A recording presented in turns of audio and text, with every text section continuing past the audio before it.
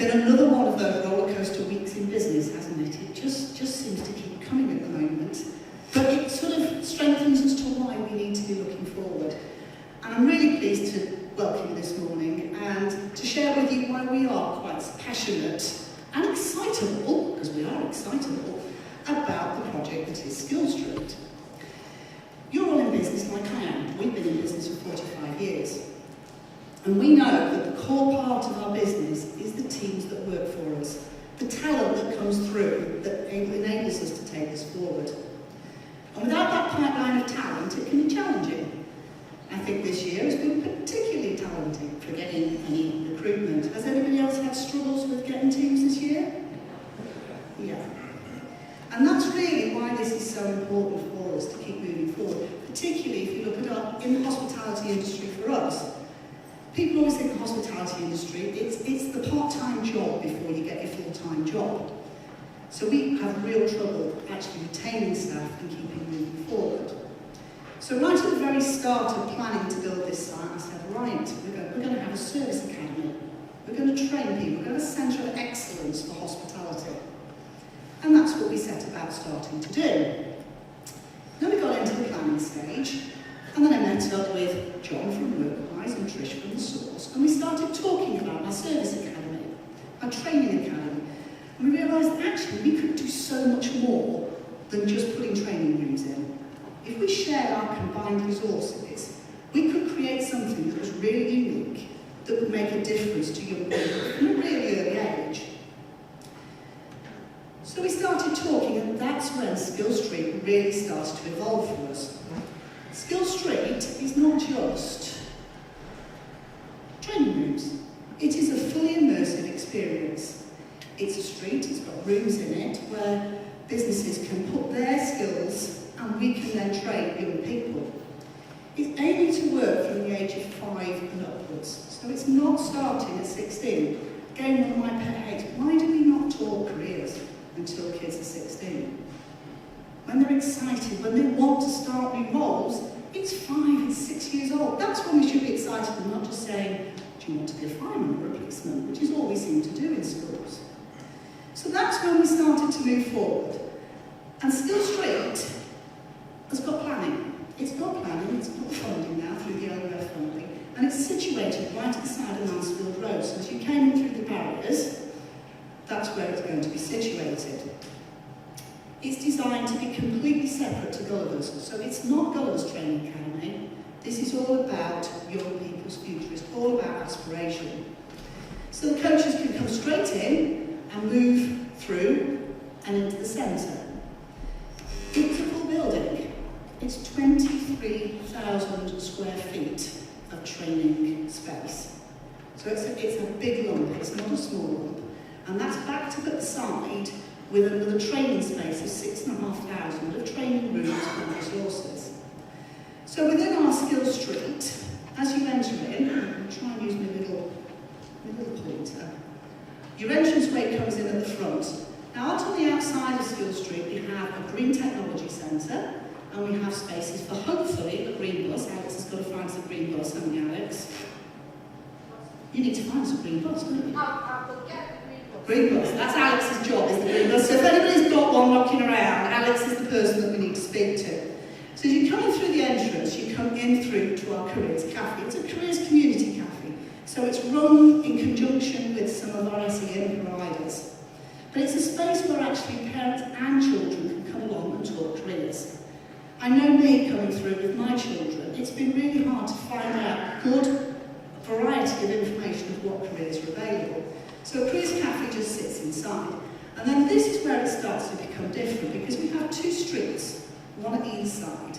Now on those streets we have a number of rooms, and those streets will look very similar to the street you came down this morning, but it could be your business that's on the front of those units. So within each of these units, you would be able to create your own skills. So there'll be your workshops that are completely bespoke to your business, whether that's engineering, whether that's banking, a hotel, a kitchen, a green core. It could be a range of different things that happen in there. And we will work with we call them edutainers. You'll be meeting later on Leonie, who will start to work up. So we make something that's really bespoke to your business, but it's about being hands-on, it's about exciting. Has anybody been to the North Star event? Okay, so it's just taking that and putting it into a permanent space. So we then have hubs that sit into our centre. Now these are for smaller companies that want to be involved. So we've got our engineering hub, we've got a service hub, a health and care hub, we've got a digital hub. So smaller companies can come together and work with them. We then have a marketplace down in the bottom corner. Now the marketplace is to try and keep this so it moves through. So we will do different events throughout the year. So again, all sorts of different training providers, businesses, and different provisions can come into there. So we've constantly got a rolling programme.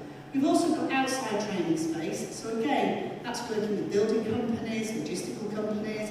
We're hopefully having them have forklifts and bits, so we can actually get the kids hands-on and doing. So there's an awful lot in the 23,000 square feet. But to bring that through, it is all about thinking that this is a game changer. And that game changer is us all working together. It's about creating a new aspiration. It's about putting your company in front of young people. It's about really showing them that there is a different way. We know we're dealing with children that can be second or third generation unemployed, which they don't go, they don't look, they don't know. A lot of kids that just go out of the area because they think that's where the opportunities come. So it's about inspiring, it's about immersing, it's about informing those young people that there is something different to do. But it's about collaboration. This is a not-for-profit. It's not Gulliver sitting here doing it. I'm just quite passionate about it, as you can tell. And I think we can bring something to the table, and that's what this is about, is us all working together. If we want to make a difference to the children in South Yorkshire, it's about working together. It's about putting that time, that energy, and yes, it will be a little bit of money in to actually make a difference. But it will be bespoke, and it's all about trying to deal with your challenges as well as business operators. Because if we can deal with that pipeline, if we can have children that are coming out ready to take employment, as an area, we can really move this forward. So that, in a nutshell, is a little bit what Skills City is about. It's an ever-changing building. Each of those rooms will change, each of those rooms will move on. Because if we'd have stood here 10 years ago, there's no way we'd have been talking green hubs in the way we are now. Now we have to have a green hub. Who knows what the 5-year-olds of today are going to want in 10 years' time. So it's really exciting. Thank you for coming through, and I'm going to hand back to Alex now for starting on the panel discussion. Fantastic. Just one thing before you go there. Just as far as the 3 partners, Julie, we were talking the day about why each partner kind of got involved in the pipeline of a child, if you like. So what was it you actually said yesterday when we were talking about that? Can you remember? Shall I tell you? So we were saying that Gullivers, what they bring is obviously all the experience of building a theme park and everything that goes with that. And then we've got Workwise, who are dealing with the children from secondary, and then you've got the Source, who are dealing with your apprentices and your further education. So the journey is there. And I'm saying that prior to the panel coming on the stage, because they're going to be talking about exactly why they've got involved with this non-for-profit organisation, Skills Street, which is going to deal with all the issues that we've got around employability at the moment. Thank you, Julie. Thank you very much. Round of applause for Julie. So, can I invite to the stage, please, our panel, which is, we've got Natalie Doherty from the Source Academy, we've got Leonie Baldwin from Amaze Labs, and we've got John Barber from Workwise. Another round of applause, I think, is due.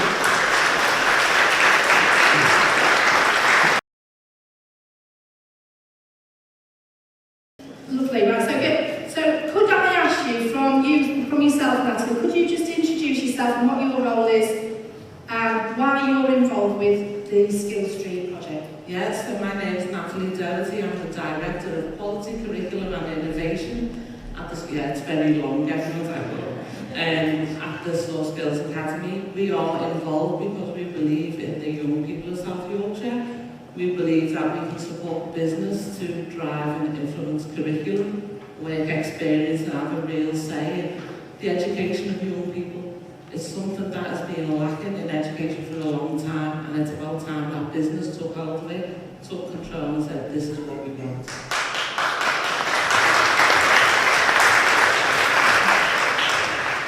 Hi, lovely to meet everybody this morning. So I'm Director of the Maze Lab and we make STEAM educational resources. But my big passion is making sure that those resources are fun, creative and really engaging to children of all ages. So I'm involved with School Street because I will put a link between the industry partners, the employers and School Street, making your bespoke educational resources.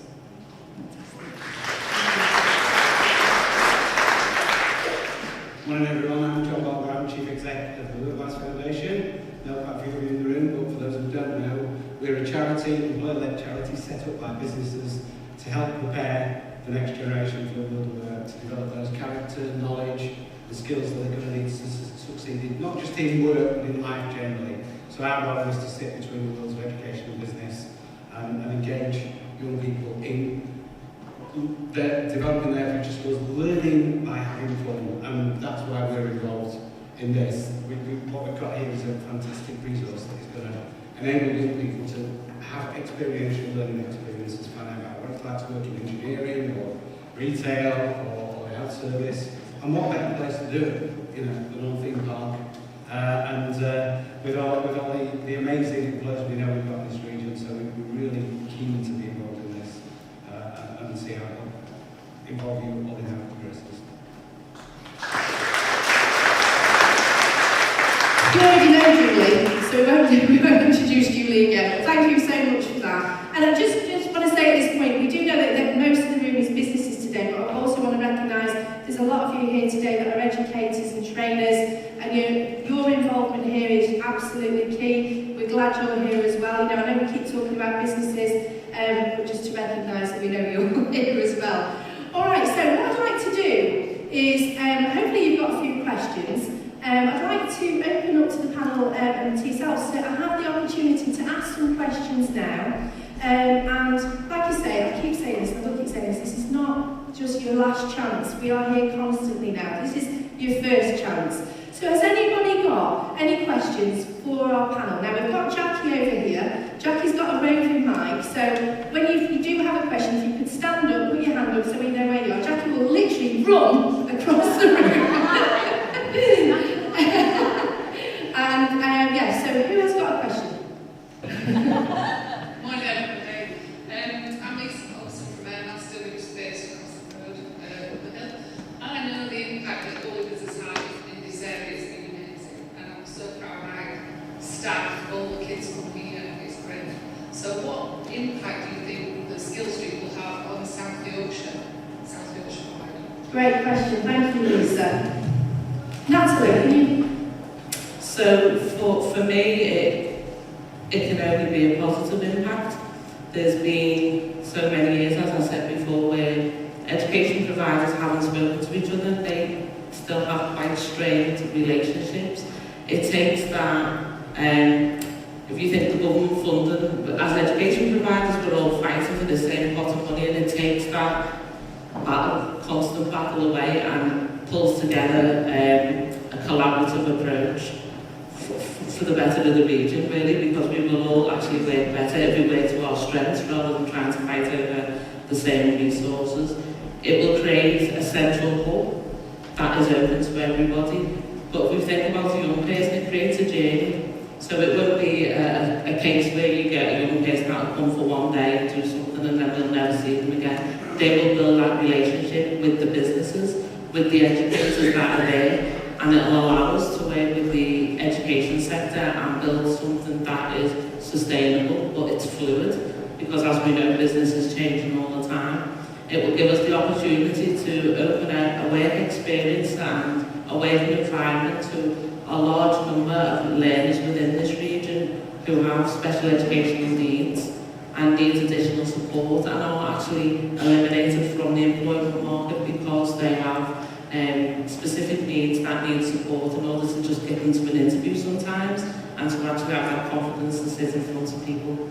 It'll allow us to work with businesses to, as I said, shape the curriculum. And this is about businesses getting what they want and not just a 2-week work placement that comes in and then goes and there's no follow-up from that. So again, it is that hands-on experience. It's about it being fluid. I must stress that it's got to be fluid. We can't just set training and experiences for skills that exist now. We're talking about skills that will be in place in 5 years and 10 years time. And I talk to a lot of businesses who say to me, so, well, what's the answer? And as an educator, I don't have the answer. I think the answer sits in this room, and then it's for the source and the rest of the team to support you as businesses and as education providers and join the dots together and bring it all together as one, I guess. So again, it provides you a sustainable workforce for the future. Pretty much like my own journey, I was up north and then travelled down south to try and fulfil my career. I shouldn't have had to do that. And I don't want young people in the future to have to do that. Obviously, I've come back north and then come over the hills. But, you know, it is really about the future, and it's about giving young people, families, adults, people who are potentially struggling at the minute to get into employment, that aspiration that there is somewhere that you can go where you will be fully supported and the output will be employment. That's fantastic, Natalie, thank you. Has anybody else got anything else to add to that? Just to add to that, I mean, Natalie's brilliant, great. But I think it's about raising awareness for me, it's about raising aspiration for young people to see what's out there. But for me, it's not just a place for young people, it's a place for all people. Parents, carers, educators, communities. A big part of this will be learning in the evening, community learning, scout groups, local community organisations. So I think the impact is not just about young people in education in schools. That's a key part of it. It's about families, it's about family learning, it's about family experiences. A lot of young people's aspirations are dampened down because those who educate them or those who care for them don't know what jobs and careers are out there. So if we make this a place and an experience for everybody, that's going to sort of help us people on their journeys. Everybody else knows what's out there as well. I'm Paul Woodward from the Design Technology Association. Seems a lot of the training here is based on the creative and technical curriculum. We've seen a decline in subjects like design and technology. Does the panel have any sort of plans to lobby government to support these in the curriculum so you're actually getting students coming through who are ready for careers like this? Yeah, so I think, yeah, this is very much about, it's everything that's out there. It's about those hands-on careers and opportunities as well. So yeah, absolutely. And as Julie said, we're not restricted. We've not decided exactly what goes in this space. That's for you to help us to do that. What we don't want to do is assume that we've got the answers. So obviously we need to be talking to you guys, and taking forward. Yeah, this is for people of all skills, all industries. We need to make sure it's all encompassing. And it is that practical side that's very much what this is about. It's not about just sitting kids in front of a PowerPoint. You know, my son uses the description death by PowerPoint. This isn't about death by PowerPoint. It's actually hands-on and getting kids to use their hands. That design and technology side is absolutely critical in most of the workshops that we hope will be going into this. So can I just add to that as well? It's also about not, if you think about formal education, it's about passing an exam, no matter what you're about, passing an assessment. There's a huge amount of skills that people are gaining throughout life that are not recognised, and they're normally the skills that businesses come to the source and say, we need someone who's resilient, we need someone who's good at teamwork or problem solving. Yeah, your GCSE in history doesn't tell you that. So it's about looking at them skills as well, the core skills that are transferable between all of our industries and all our sectors, to then be able to give someone a toolkit to move forward. Yeah. I think for me, every young person has at least one talent, probably many talents. That might not make a million talents. It's how do we get them to realise that they've got those talents and then explore those talents and use them in their own work. I think what you're saying as well was about the importance of it in schools, weren't you? And it being done more often. So I'm hoping from my point of view that we can really ignite that spark again and make them realise the value.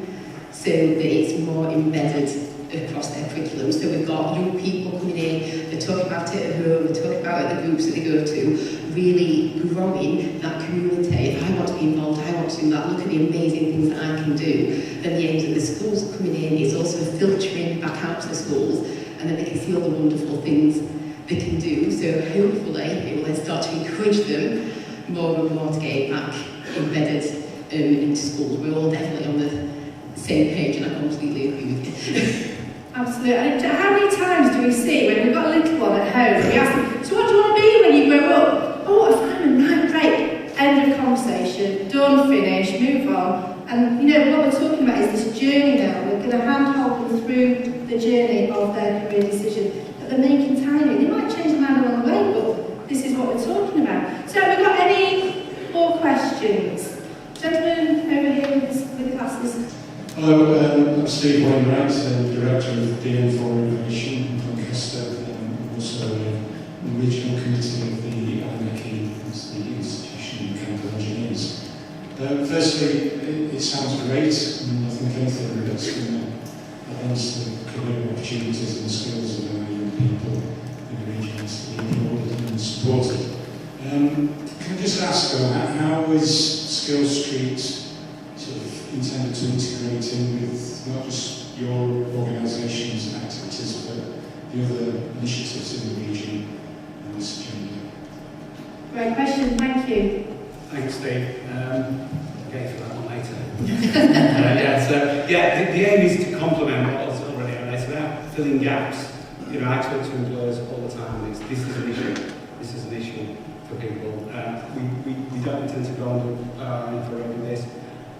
We've got partners invited here today. We talk to partners. We want to look at what's already out there. We need to look at how it fits with the enterprise advisors, the networks are already out there. Fits in with the skill strategy for the region, fits in with what the colleges, the universities, the training providers, learning providers are doing. So this is a collaborative approach. We envisage some of those people will come and work with us in here. The space is for all, really. So what we don't want to do is reinvent the wheel. What we don't want to do is displace other activities. So hopefully, one of the reasons we're involved is, as a small organisation, this gives us a fantastic facility to deliver a lot of what we already deliver, or we aspire to deliver, but we just can't do it because we haven't got the place and the space and the people to do that.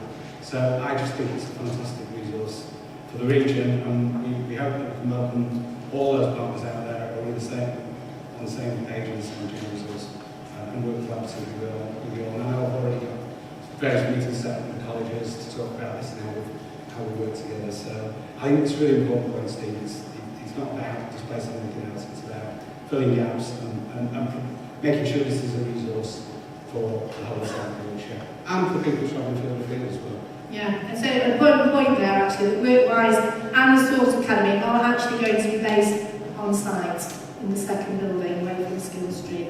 Right, I think we've got time for one more question. Anybody? I'm going to go for this gentleman over there with the white t-shirt. So I'm going to try and keep this quite short. I feel quite inspired by what it is that you're doing. And the question I have is quite a perhaps future question. Do you see Skills Street potentially moulding or replacing the education system for certain individuals? And the reason why I'm asking is because, having personally gone through it for years since a child, everything I learned came pretty much after school. And so, being inspired by what it is you're doing, I feel like you could fast track a lot of children and young people to learning what they need to learn as and when they need to learn it. So my question specifically is, do you feel that eventually you may replace the education system or mould it quite strongly in the future? Well, you obviously think we've got potential to do that, so that's great. Right, that's Take that one. So, will we replace education? Probably not. However, we have the potential to mould it, and for them young people where alternative provision now is not suitable because they're still not getting them skills, then very much this will be the place that they come. My vision, I mean, this is a personal vision. I want to scrap the education system and start again. to something that's more appropriate, but I think that's not going to happen in my lifetime, probably not anyone in this room. But it's about obviously empowering the people that should be benefiting from the education system and letting them make the change, setting the seeds, because this is a future project. This doesn't stop in 12 months' time. You're not going to have your positive outcome in 12 months' time. This is a long journey. And we've had an education system that's been around forever. We can see slight changes to it. We can also see where the problems and the issues are with it. Unfortunately, we tend not to be listened to because that's the way it's always been. So this is about South Yorkshire and this area in particular, doing it different and then presenting the case to say, look, we've done it, it works. Now can we help and support other areas to maybe take on a similar initiative and be that flagship for what skills and experiences will look like in the future for education. Great stuff, fantastic, thank you. Now we will get a chance to ask more